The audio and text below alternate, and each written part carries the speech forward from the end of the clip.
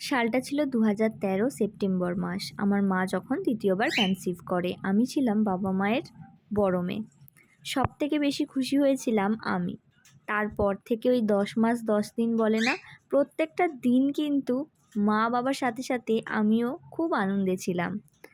আর মনে মনে ভাবতাম যে আমার একটা ফুটফুটে বোন হবে। বাড়িতে অনেকেই বলতো যে ছেলে হবে, বাবাও বলতো ছেলে হবে, ছেলে হলে তুই তো ফোঁটা দিতে পারবি, ভাই হলে রাখি পরাতে পারবি, তাহলে ভাই কেন চাইছিস না? আমি বলছি না, বোন আমার চাই, বোন হলে আমি তবেই সাজাতে পারবো ওকে আমার মতো করে।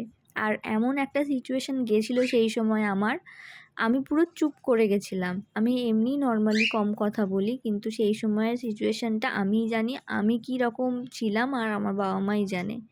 তো বোন হচ্ছে আমার জীবনে একটা লাকি একটা পার্সন বলতে পারো, সব থেকে ইম্পর্টেন্ট বাবা মায়ের পরে।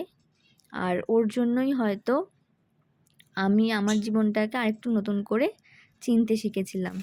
প্রত্যেকটা দিন মাকে চকলেট খাওয়ানো বা ভালো মন্দ খাওয়ানো, ওর সাথে কথা বলা, ঘরটা সাজানো, ফটো লাগানো, সব কিছু নিয়ে 10 মাস দেখতে দেখতে কেটে গেল।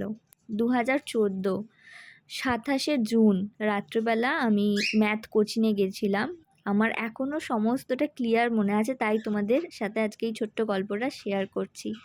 ম্যাথ কোচিং থেকে এসে মাকে একটা ক্যাডবেরি খাওয়াচ্ছিলাম। তারপর কিছুক্ষণ পর বাবা বেরিয়েছিল, আর তার 10-15 মিনিট পরই মায়ের লেবার পেন ওঠে।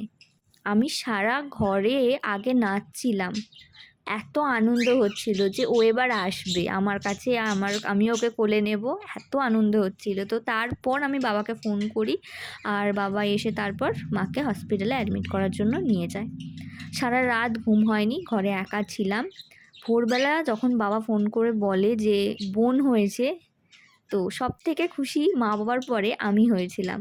কারণ আমি প্রথম থেকে মন থেকেই চেয়েছিলাম আমার বোন হোক। যতই সবাই বলুক না কেন, ভাই হোক, ভাইফোঁটা দিবি বা রাখি পরাবি, তার থেকেও আমার চাওয়াটা আমার কাছে সব থেকে বেশি ইম্পর্ট্যান্ট ছিল। আর আমি চেয়েছিলাম আমার একটা বোন হোক। তো সেই দিনটা কিন্তু আমার কাছে খুব ইম্পর্ট্যান্ট। আর আজকে 2024 28শে জুন 10 বছর কমপ্লিট হলো আমার সেই ছোট্ট পুচকে বোনটার। সেই জন্যই আজকে এই সুন্দর ভিডিওটা ওর জন্যই করা। আজকে ওকে জানাই শুভ জন্মদিন, সুস্থ থাকুক, সারা জীবন ভালো থাকুক, অনেক বড় হোক। আর ওর আর আমার বয়সের গ্যাপের জন্যই হয়তো ওর কাছে আমি দ্বিতীয় মা হয়ে উঠতে পেরেছি। আর ও আমার সেই পুচকে বোনটাই রয়ে গেছে।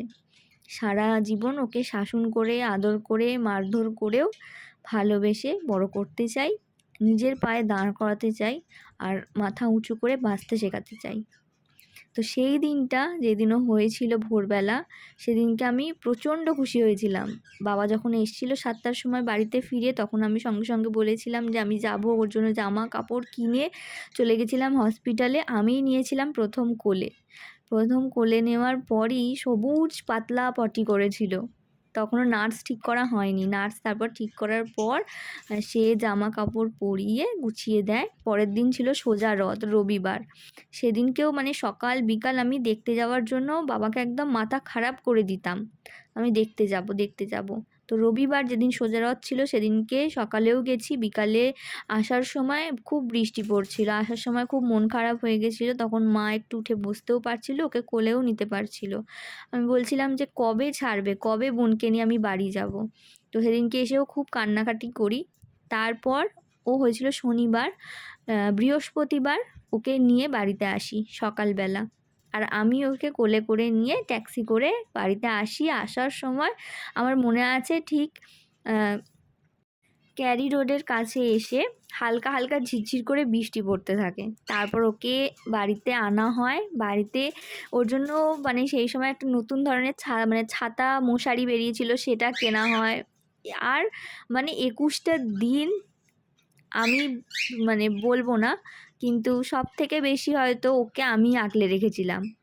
আর তার সাথে মা তো ছিলই।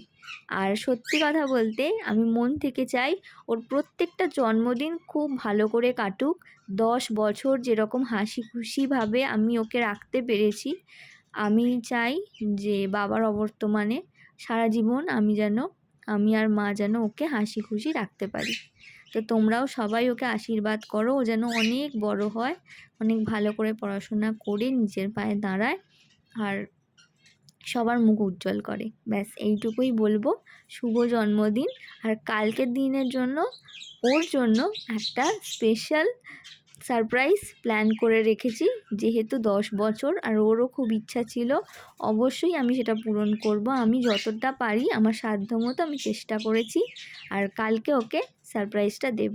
তোমরা কিন্তু অবশ্যই চোখ রেখো আমি ওকে কী সারপ্রাইজ দিই, তোমরা কিন্তু দেখো।